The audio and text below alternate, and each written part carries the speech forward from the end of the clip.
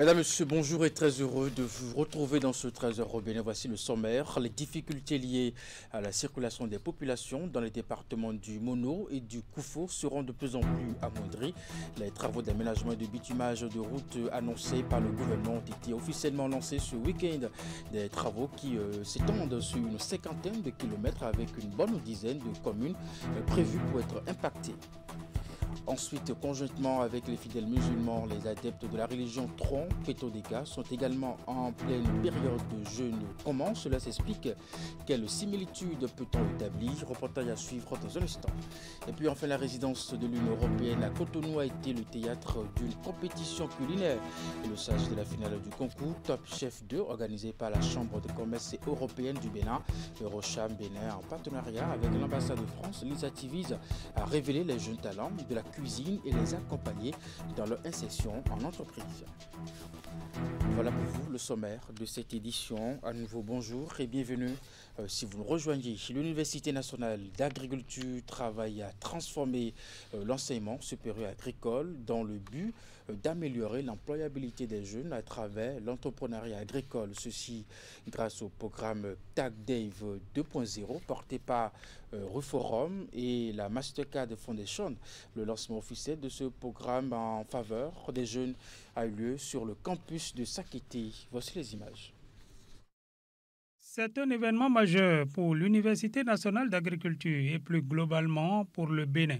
Cette cérémonie consacre le lancement officiel du programme TAGDAVE 2, un programme qui va poser les jalons de la transformation de l'enseignement supérieur agricole dans le but d'améliorer l'employabilité des jeunes à travers l'entrepreneuriat. Le programme TAGDAVE entendait Transforming African Agricultural University to meaningfully contribute to growth and development n'est pas juste un projet académique, c'est une vision, un engagement en faveur de l'éducation, de l'innovation et de l'entrepreneuriat agricole. C'est une initiative portée par Ruforum avec le soutien déterminant de la Mastercard Foundation pour faire émerger une nouvelle génération de leaders et de décideurs d'opportunités dans le secteur agricole. Plusieurs pays bénéficient de ce programme et parmi les 12 universités sélectionnées pour le mettre en œuvre, l'Université nationale d'agriculture est la seule université francophone. Elle mesure d'ailleurs la responsabilité qui est la sienne et a une idée claire du travail à faire. Plusieurs axes d'intervention sont prévus. Nous allons d'abord nous focaliser sur l'élaboration de différents documents de politique utiles pour l'université et surtout pour ses acteurs, notamment les étudiants. Un deuxième axe, nous allons procéder à ce niveau à améliorer les curricula de formation en agriculture tout en intégrant l'apprentissage par expérience, la digitalisation et d'autres innovations. Le programme se veut très inclusif et met un accent particulier sur les femmes. Donc, beaucoup d'étudiants seront recrutés et auront des bourses d'études dans divers domaines de l'agriculture. Et il y a une qui est d'ailleurs déjà lancée sur les plateformes déjà pour l'année 2025-2026 et ceci va continuer après les autres années. La mise en œuvre du programme TAGDAVE 2 est encouragée par le gouvernement. À l'équipe rectorale de l'Université nationale d'agriculture, votre rôle sera déterminant pour garantir la réussite et l'impact durable de TAGDAVE 2. Et je vous encourage vivement à maintenir le cap, à mobiliser vos ressources, vos équipes et à assurer un cadre propice à la réussite et au rayonnement de ce programme. Le programme TAGDAVE 2 est prévu pour durer 10 ans et pour les jeunes, c'est une opportunité à saisir. On parle religion à présent conjointement avec les fidèles musulmans. Les adeptes de la religion Tron, Petodeka, sont également en pleine période de jeûne. Comment cela s'explique? Et aussi, quelles similitudes peut-on établir? Élément de réponse dans ce reportage de Teddy Godalo, Elvis Tonukwa. Dans ce temple trompeteur des cas dans la commune d'Abomey-Calavi.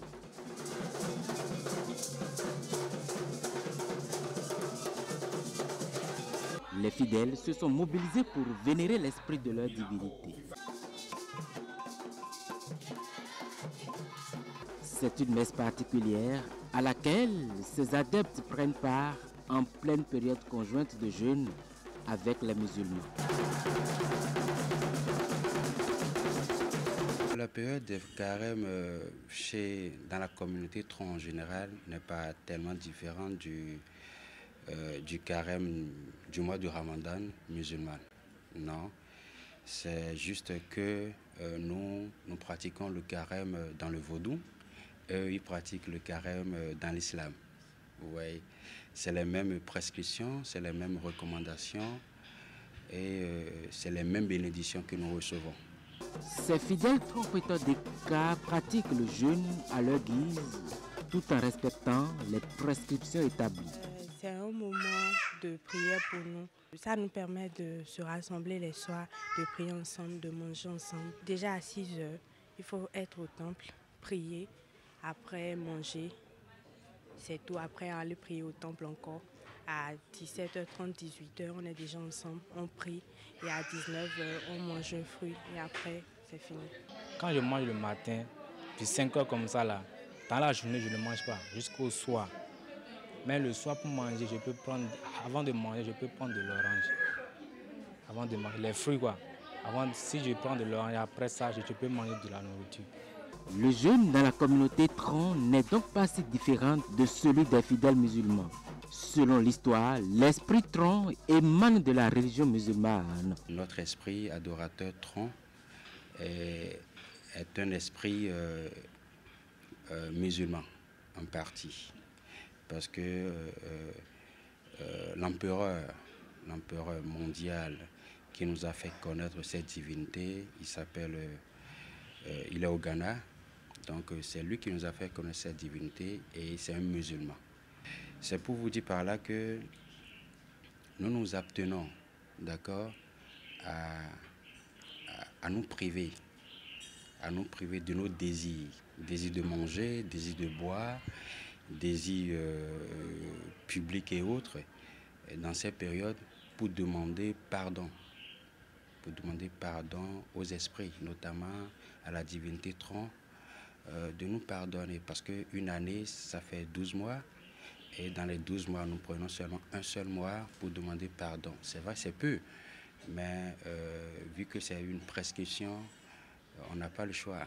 En attendant de toucher du doigt les grâces qui découlent de ce jeûne, les prescriptions divines continuent d'être respectées chez les adeptes de trompeteurs de cas et fidèles musulmans. Au Bénin, c'est désormais fini. Les rois sans royaume, les rois telets qui trimballent sans y avoir droit, pagne et perles. En effet, depuis ce jeudi, les députés ont adopté une loi pour encadrer la chefferie traditionnelle. Et désormais, seulement 16 royaumes, 80 chefferies supérieures et 10 chefferies coutumières sont reconnus. Le point dans ce reportage de Emma Kholono. C'est un sujet que les régimes précédents ont de tout temps évité de trancher. Mais Patrice Talon a décidé de faire le sale boulot pour le bien de la République.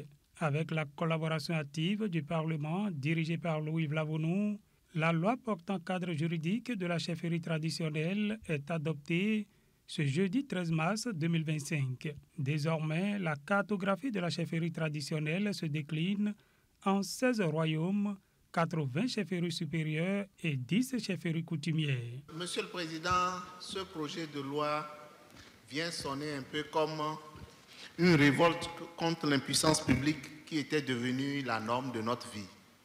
Parce que cette histoire de chefferie, cette histoire de royauté, c'était devenu comme un repas et tout le monde y passe. Chacun s'octroie des titres, il fallait quand même réglementer cela, sinon le système allait tuer ce que nous avons hérité de nos ancêtres. Mais, Monsieur le Président, la commission qui a travaillé, dès le début, ils étaient venus avec une posture messianique. Mais il a fallu que nous discutions avec eux pour qu'ils comprennent qu'ils étaient arbitres d'une procédure et ils ont collaboré à ce que nous avons trouvé. Je tiens quand même à leur rendre hommage par rapport à cela. Sinon, on allait fabriquer un chaos. Mais Monsieur le Président, on ne refait pas l'histoire, on écrit l'avenir dans une cohérence. Nous sommes partis de ce que le colon est venu trouver. Ce n'est pas le colon qui nous a dicté la loi, mais c'est perfectible.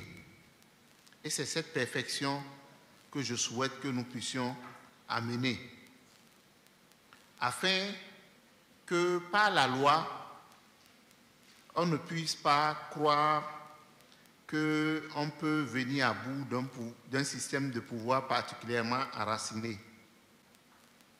Donc, même si aujourd'hui nous votons ce projet de loi, le débat n'est pas clos. Il faudrait que dans sa mise en application, on tienne compte des réalités. Nous allons souhaiter simplement qu'à l'avenir, que demain, que d'autres recherches de scientifiques viennent nous aider à mieux apprécier, évaluer et corriger les imperfections d'aujourd'hui. Ceci étant, je voudrais quand même féliciter notre gouvernement qui, un peu comme en Côte d'Ivoire, au Nigeria, on a dit au Cameroun et dans d'autres pays, a pris cette belle initiative de valoriser la chefferie dans notre pays. Et cela a pour objectif, enfin, le résultat, nous aurons comme résultat leur implication désormais dans la résolution des problèmes de nos populations au quotidien. Monsieur le Président, la chefferie traditionnelle supprimée en 1959, réhabilitée maintenant grâce au régime de la rupture, malgré les imperfections, nous devons considérer qu'il s'agit d'un pas important en avant dans la réhabilitation de nos traditions. Mais cette loi comporte beaucoup d'imperfections et je considère que ce n'est que le point de départ et que cette loi sera soumise à plusieurs lectures, même si elle venait à être votée aujourd'hui. Nous n'allons pas nous arrêter en si bon chemin. Il faut commencer quelque part. Il faut avoir le courage de commencer. Et c'est en cela qu'il faut féliciter le gouvernement du président Patrice Talon qui a l'habitude de se saisir des dossiers difficiles comme celui-ci. N'oublions pas que nos rois et chefs traditionnels ont perdu de leur valeur à cause du non-encadrement par la loi de la chefferie. À cause du fait que n'importe qui pouvait se lever et aller acheter des accoutrements pour s'autoproclamer roi ou pour se faire introniser roi. Et la précarité est dans la plupart de nos chefs traditionnels étaient instrumentalisés par la politique. Malgré quelques imperfections notées par les députés, le sort en est jeté. Les rois telets sans royaume devront déposer perles, pagnes, tissus et autres récades pour se consacrer à autre chose. Dans les départements du Mono et du Koufo, les difficultés liées à la circulation des populations seront de plus en plus amoindries. Les travaux d'aménagement et de bitumage de routes annoncés par le gouvernement ont été officiellement lancés ce week-end. Des travaux qui s'étendent sur une cinquantaine de kilomètres avec une bonne dizaine de communes prévues pour être impactées. Objectif, faciliter l'accès des populations aux infrastructures socio-communautaires de base. Retour ici sur le lancement officiel des travaux avec Narcisse Alossé, Florent Dehou. Panneaux dévoilés et confort annoncé pour la mobilité de millions de personnes ici dans la région du sud-ouest Bénin. Le projet d'aménagement, de réhabilitation, de bitumage des routes dans les départements du Mono et du Koufo entre ainsi dans sa phase d'exécution. Le projet qui concerne le bitumage de la route Azové-Kouégamé, longue de 17,20 km, qui est le premier axe. Le deuxième axe, il s'agit de la réhabilitation de la route RN2 au niveau de la mairie, en passant par CITES, IUT et en débouchant sur RN2 bis, longue de 3 km, et d'aménagement en terre des routes Bopa, Lobogor, Tozoumé, Dogo, longue de 34 km, et Bopa, Tidjozou, Alada, longue de 35,30 km. Un projet d'un coût de plus de 31 milliards de francs CFA entièrement financé par l'État béninois. À ce projet, dont les travaux sont confiés à l'entreprise QJMI, s'ajoute celui d'assainissement et de pavage d'un coût de plus de 23 milliards de francs CFA qui sera exécuté par l'entreprise Fadil. Fadil a démontré sa capacité de réalisation en cette matière. Et donc, nous avons anticipé sur beaucoup de choses pour déjà que le délai de réalisation soit respecté et que les travaux soient achevés avant délai. Au total, une dizaine de communes des départements du Mono, du Koufo jusqu'à l'Atlantique seront impactées par ces projets initiés par le gouvernement pour dynamiser les économies locales et l'accroissement des ressources financières des populations. Donc, au nom de mes collègues de l'Atlantique, du Mono et à mon nom propre, je dis merci à tout le monde. La route Azové-Koulekame reste un défi majeur pour la communauté Adja. Et aujourd'hui, c'est une réalité. Et nous, acteurs, tant politiques ou non, du département du Koufo, nous sommes en grande joie. Et en l'absence du ministre d'État Roumial Douadagné, chargé de l'économie, des finances et de la coopération, c'est son collègue en charge des sports qui a donné le top des travaux. Ces travaux routiers sont le résultat d'une gestion rigoureuse et de la vision du président de la République et de son gouvernement qui aspire à faire du Bénin une nation moderne, dynamique et prospère. Un travail qui globalement sera évalué au bout de 24 mois, délai imparti pour la réception des différentes infrastructures annoncées. Dans la suite de cette édition, le groupement des femmes solidaires du Bénin, tout comme leurs collègues des autres mouvements, célèbrent la Journée internationale des droits de la femme. Venues de tous les arrondissements de la commune de Cotonou, elles ont reçu le soutien indéfectible des membres du parti Le Bloc républicain qui adhèrent aux idéaux du mouvement, de même que les actions qu'elles mènent quotidiennement au sein de l'association. Les détails avec Juleto Simon Kholonou.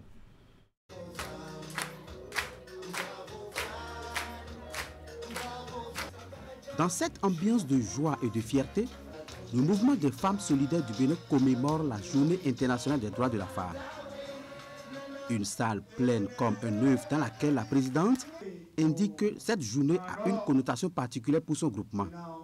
Celle de rendre un vibrant hommage aux vaillantes femmes qui transforment la société par leur courage. Pour soulager le quotidien des femmes, nous faisons beaucoup plus de formations sur le leadership, l'engagement politique, l'autonomisation de la femme, et nous leur donnons aussi beaucoup plus de conseils, d'écoute et d'éveil. Nous les accompagnons aussi dans l'éducation de leurs enfants et aussi l'éducation sexuelle, surtout pour leurs jeunes enfants de 18 ans et plus. Et nous sommes aussi dans les transformations de nos produits locaux, c'est-à-dire il y a des femmes qui sont là, qui sont spécialistes de tchapalo, de bissap, de savon liquide, etc. Une très belle célébration de la Journée internationale des droits de la femme 2025, des groupements des femmes solidaires qui, voyant les actions du Bloc républicain à Cotonou, ont décidé de composer avec le parti du Cheval Cabré. Ceci par le truchement du conseil municipal Émile Rouneladi et ses collègues élus de la mairie. Rien ne peut se faire dans cette vie sans la femme. Et l'a martelé le président du Bloc républicain, Ablia Biotchané, que l'autonomie de la femme, partout où nous passons, que nous laissons la place à la femme. C'est pour cela que depuis le 8 mars, nous avons commencé sur son instruction, appuyer les femmes dans toutes les rues de Cotonou ou dans tout Cotonou. Nous appuyons les femmes. Dans le cours de cette célébration de la Journée internationale de la femme, une communication au profit des femmes axée sur la thématique « Femmes et pouvoir, frein à l'égalité de genre et de l'autonomisation de la femme au Bénin » a été animée par la présidente. Elle se résume à la sécurité, la dignité et la promotion de la femme béninoise.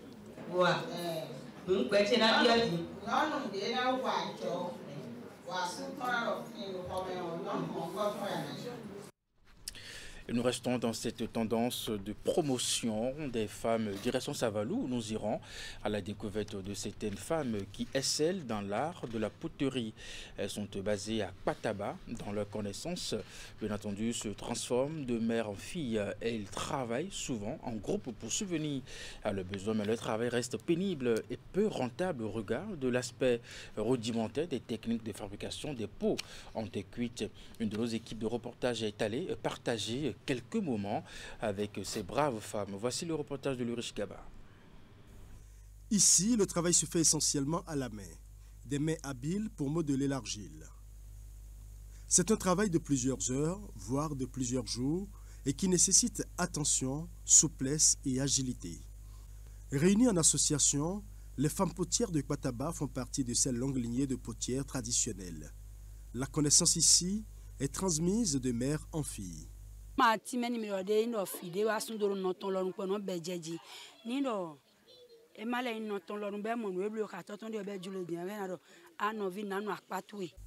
que laborieuses et très entreprenantes, ces potières sont souvent confrontées à maintes difficultés. Du traitement de la matière première à la cuisson des peaux pour la vente, ce n'est toujours pas une partie de plaisir.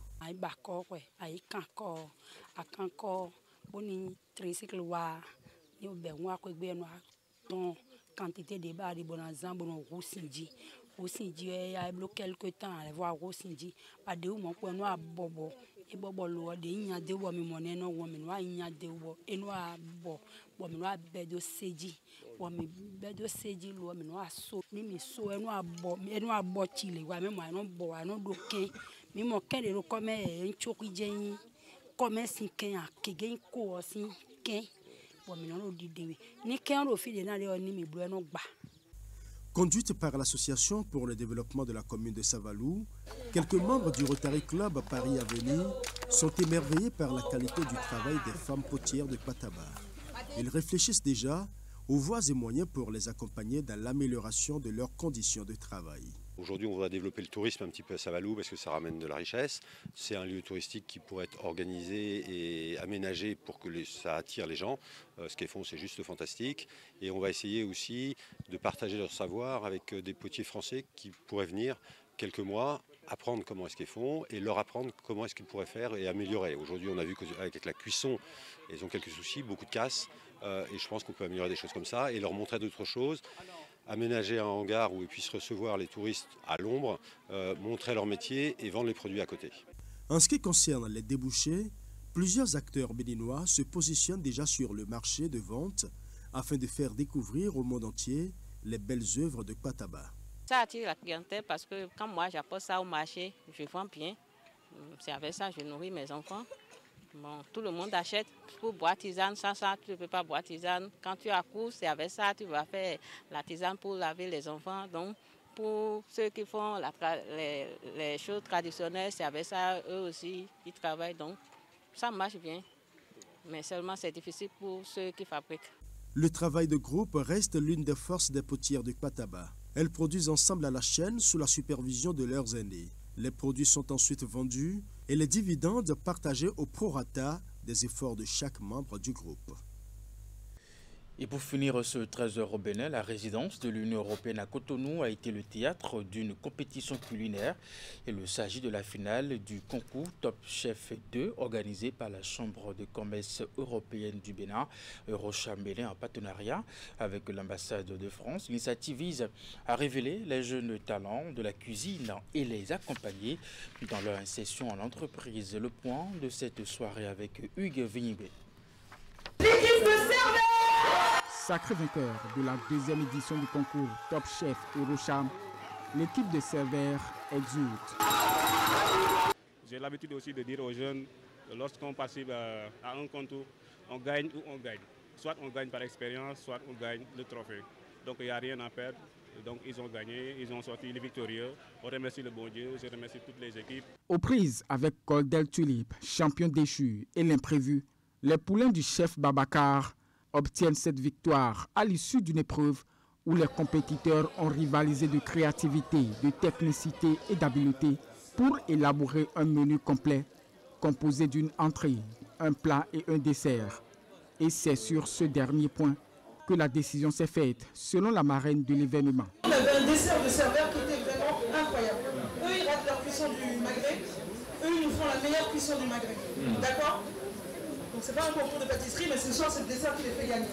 Cette finale est l'étape ultime d'un parcours qui a démarré en décembre 2024 par une remise à niveau de 24 apprenants issus de 6 écoles de cuisine et s'est poursuivi par une immersion en entreprise du 19 au 31 janvier 2025. La formation professionnelle est un secteur prioritaire de la coopération entre la France et le Bénin. C'est dans ce contexte que nous sommes fiers de soutenir depuis 2 ans maintenant des initiatives comme celle de Top Chef. Top Chef, c'est un projet qui met en lumière la richesse du potentiel culinaire du Bénin, mais surtout qui propose un programme d'accompagnement complet avec une immersion en entreprise et un coaching en direction de la jeunesse qui se destine au métier de chef. Le principal objectif est de rapprocher les jeunes du monde du travail, puisqu'en général, dans les centres de formation, ils n'ont pas cette approche comme on peut l'avoir dans une entreprise. Donc le but, c'est qu'ils soient suivis par des professionnels. L'événement est marqué par un jeu qui a permis à l'un des participants de décrocher un billet de voyage Cotonou Europe offert par Brussels Airlines. Les jeunes ayant compéti dans le cadre de cette finale bénéficieront d'un suivi afin d'intégrer des entreprises membres de la Chambre de commerce européenne du Bénin. Et c'est la fin de cette édition. Merci de l'avoir suivi, de votre fidélité dans la suite de nos programmes. À 16h, votre bulletin d'information. 19h30, la grande édition de l'information. Juste après, l'info continue avec Wahab Alikbar. Portez-vous bien et à très bientôt.